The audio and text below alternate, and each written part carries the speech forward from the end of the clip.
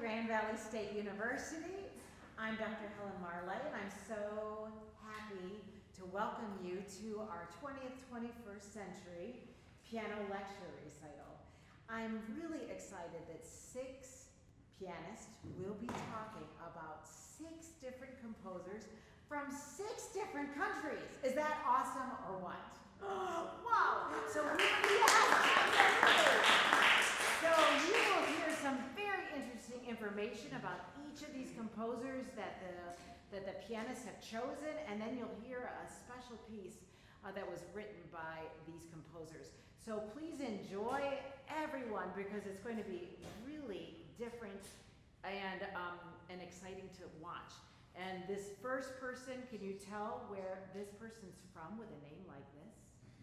Ooh, do I have any ideas here? Oh, yes. Really? Did you think of anybody anywhere else, Noah? You were going to say Italy too? And are they right, Rachel? Yes. Let's welcome Rachel.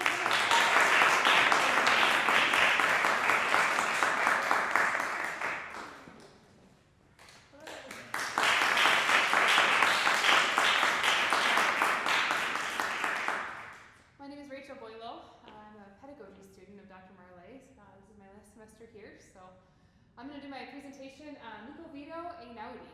He's an Italian pianist and composer who's still living today.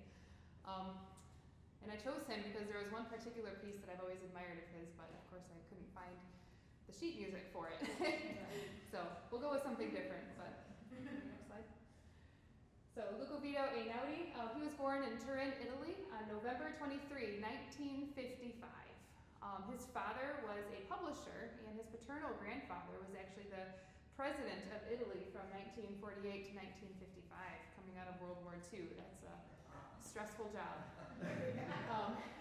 Lucovico's mom played piano to him as a child, so helped to plant that seed of love for music. And his maternal grandfather was a composer, a pianist, and an opera conductor. And he actually wrote an opera that was on its way from Australia to Rome for a commission when it was bombed and sank during World War II.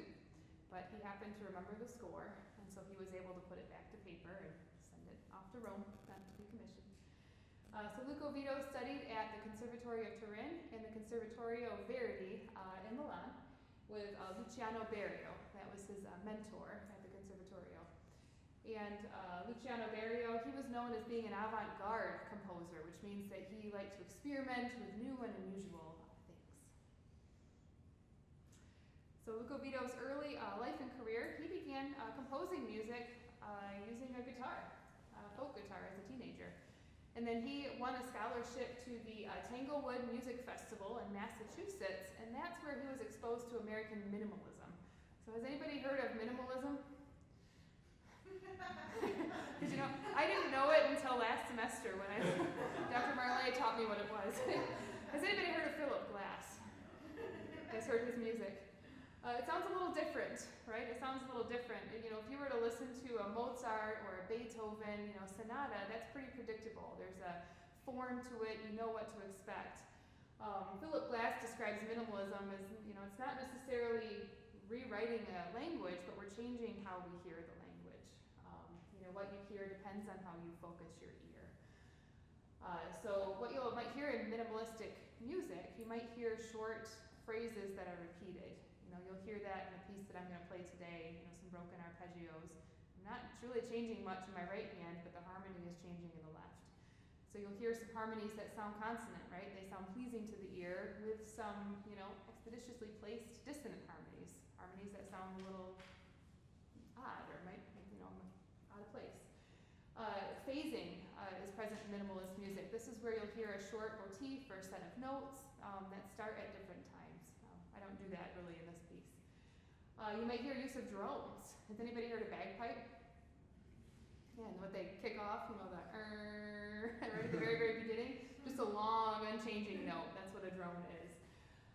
And then you might hear too, with minimalistic music, composers may use kind of traditional classical instruments like a piano or a violin, a cello, but then they might also add more modern instruments, say a saxophone, which was invented in 1841, or maybe use of technology with a looping track behind it. So Lucovico started his career, he collaborated on some ballets. He wrote some pieces for orchestra and ensemble. Those were performed in Italy, France, and the United States. Some of his early albums, Stanza, that was written in 1992, and Einaudi describes that as a journey towards essentiality, trying to achieve the maximum expressive intensity using the minimum dispensable. So minimalism, how few notes can I use and create the maximum expression.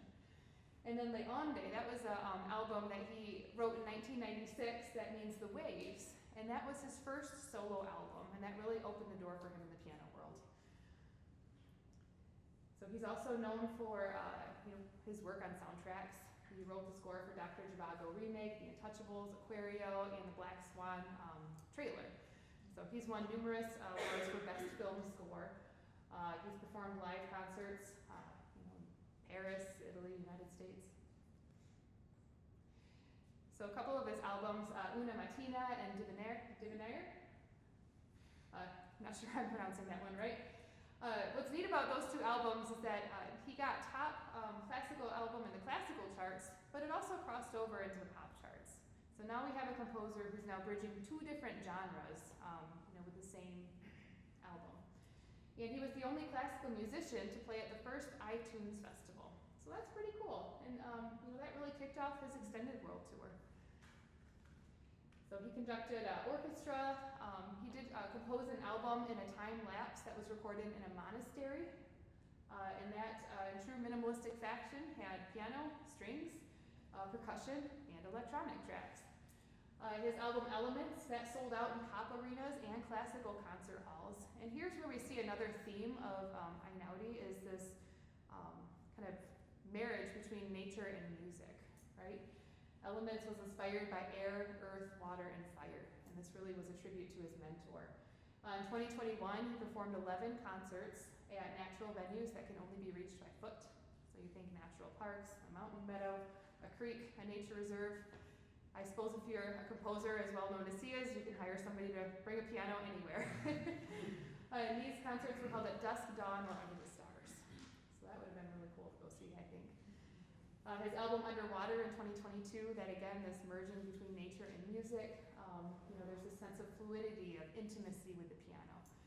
And then the piece Experience, he composed that in 2019, and that was my inspiration for choosing him as a composer. This was originally written for a soundtrack, but it really became a piece of its own. And so I like to think about how music has progressed over the years. You think about music in Mozart or Beethoven's time, or 1600s, 1700s, 1800s. A lot of times music was, if you wanted to hear a piece, you had to hear it at in a noble home, or maybe a concert hall. Maybe your family might have a clavichord at home, but people didn't have a piano like this. The average individual didn't have access to that. But when you look up a piece like Experience, if you plug it in on YouTube, 300 plus videos show up of individuals performing this piece. I've seen videos of people playing it in public. You have chamber orchestra arrangements, at a piano in a recital house such as this. So it's really cool just to see the accessibility and the spread. So the piece that I'm going to perform for you today is called Elegy for the Arctic. And Einaudi performed this in 2016. You can see he's floating on a barge here, that he is actually floating on a barge in the Arctic Ocean in front of the Wallenberg-Breen Glacier in Norway. And during his recording, so the reason why he composed this piece is to bring awareness to global warming and the melting of the glaciers. So when he was playing this in the recording, you can actually see chunks of ice falling into the ocean during his recording, and he had to stop the filming several times because it just got too wavy, he couldn't play. So this piece is part of his 2019 album, 7 Days Walking. Without further ado.